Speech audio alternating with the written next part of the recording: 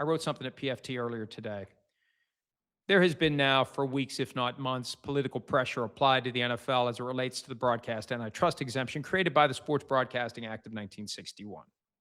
And by all indications, and we've been following this very closely, it's fascinating to me. And look, I fully admit I'm employed by NBC.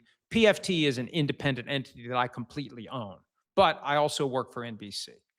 PFT content is licensed to NBC.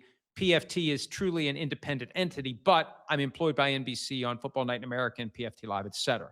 So look, I admit my bias if I even have one. At least the relationship requires me to say, hey, NBC is kind of in the same bucket as Fox here, as the NFL is going around potentially trying to get more money from its over-the-air broadcast partners with this subtle threat, we'll sell your package to a streamer if you don't. But that's the root of all this. The NFL, upset by the magnitude of the current NBA contracts, decided we're going to go back to the table and we're going to try to squeeze more money out of our current partners, not when these deals expire, right now. Now, it hasn't happened yet. CBS has been talking to the NFL on and off for months. There's been no new deal. The thinking was they're going to start at CBS, they're going to go to Fox, then maybe, I don't know, they go to Amazon, they go to NBC, and ultimately they go to ESPN, ABC, which has a deal that runs through 2030, not 2029. Everybody else, 2029. But the point is this.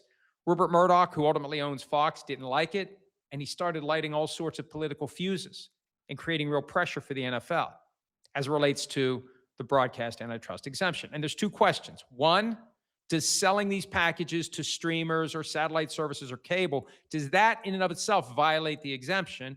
Number two, is it time for the exemption to just go away and the NFL not be allowed to sell its TV rights as a group, every team for itself?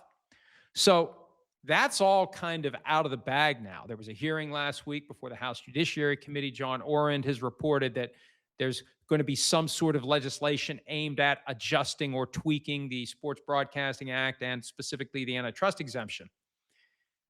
The NFL's behavior as it relates to this entire issue is fascinating to me because I think what they'd like to do is just ignore it and hope it all goes away.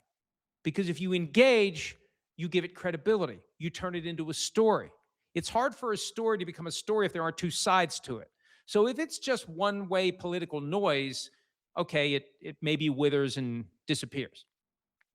When you've got a back and forth that keeps being fed with one cycle after another of response, counter-response, outrage, counter-outrage, it becomes a bigger deal.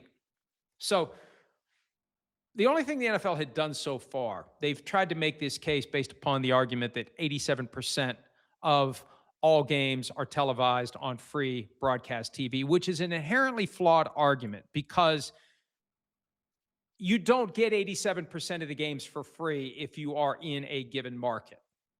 Yes, in the local markets, 87% of all games are free. Collectively, no. It's a much lower number, and Congress has locked onto that and basically called the NFL disingenuous for trying to push this idea that 87% of all games are available for free. That's not going to make this go away. They tried it. They pushed it. And I think what they're doing now, and this is where the Packers come into the mix, I think the NFL's next step in this effort to push back against potential changes to the broadcast antitrust exemption is by focusing on this idea that it's going to kill the Packers if the antitrust exemption goes away. Because the Packers are a small market team and they can't compete with these other teams if all the teams have to go sell their own TV packages. And coupled with that is something that Ed Policy, the new for about a year, it's still new, honeymoon's not over yet, CEO of the Packers, had said because teams can sell pieces of their franchise to private equity and we can't because the Packers have a publicly traded reality that isn't really publicly traded because it's not like you can sell your shares. They do this weird fundraising thing where they give you a piece of paper that's suitable for framing in your man cave that shows that you own a piece of the Packers so you can legitimately say we, but you can't do anything with it. You can't sell it. So Jeff Bezos couldn't show up and start buying up Packers shares and acquire ownership of the team. They're never going to have a majority owner. there's no way they're going to change the structure of this team because too many people own pieces and those pieces aren't transferable. So the Packers have become, I think, the NFL's poster child for the idea that, hey, if you take away the antitrust exemption and everybody has to sell their own TV rights, the Packers will die. It's an existential threat. I mean, you know something has gotten someone's attention when they start arguing that if we don't get what we want, it's an existential threat. And how many times are we going to have to hear people claim something is an existential threat before we realize that's just chicken little sky is falling bullshit? Now, as it relates to the Packers, yes, it's a small market. They're not going away. All they could ever do is dissolve. And I've seen the bylaws. They would dissolve and then the proceeds go to a charity that the Packers designate. They can't move. They can't sell. They can't do anything other than continue to operate. They're not going to go away. The reality is this. Even though they're in a small market, they are the Green Bay Packers. If you're going to try to find a poster child for small market dynamics in an age where there's no antitrust exemption, the Packers aren't it. Because if every team has to sell its own rights, the Cowboys would get the most. The Jaguars, sorry, Jaguars fans, but you know, they would get the least. The Packers are going to be closer to the Cowboys than the Jaguars, if it ever comes to that. I mean, come on, they're the Packers. It's the frozen tundra. It's Lambeau Field. They're the NFL's answer to Notre Dame. They're going to get a very valuable individual TV package if this ever happens.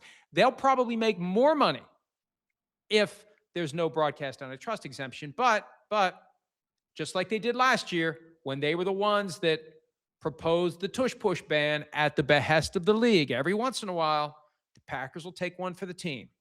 The Packers will be the team that stands up.